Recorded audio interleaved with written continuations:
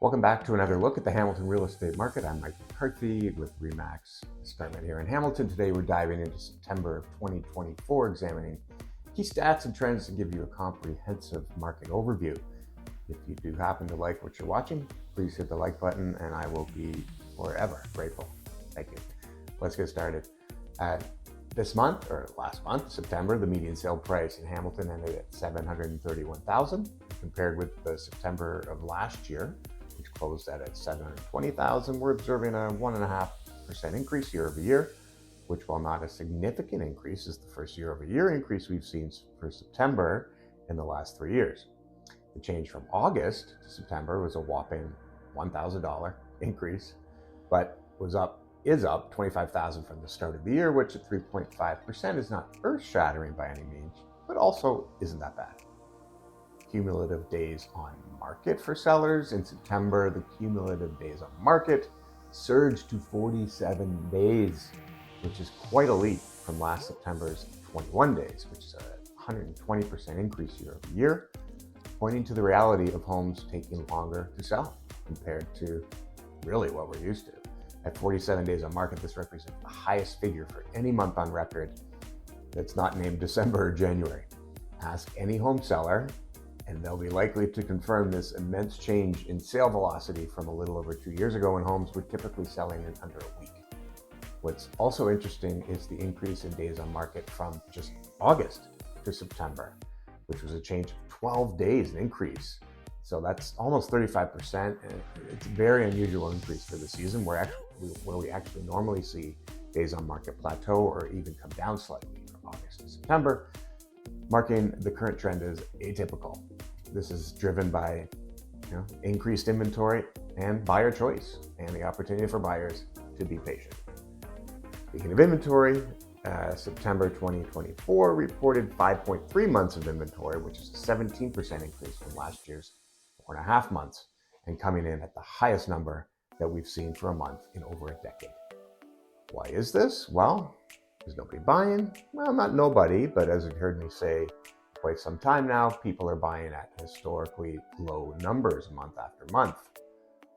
Now, September wasn't particularly different. However, it did leave some signs that buyers might be dipping their toes in the water just a little bit more than we've become accustomed to recently.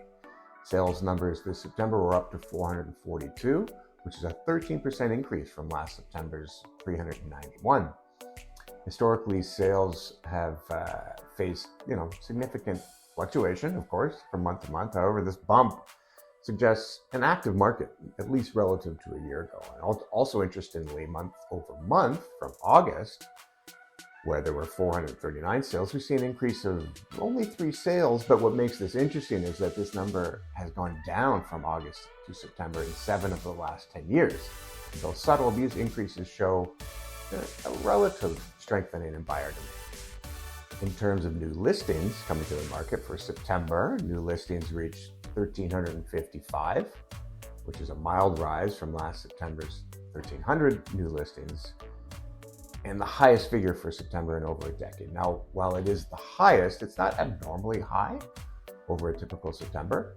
As you may recall, we've not been seeing abnormally high new listings driving this inventory buildup. It's mostly been due to the significant decrease in buyer demand.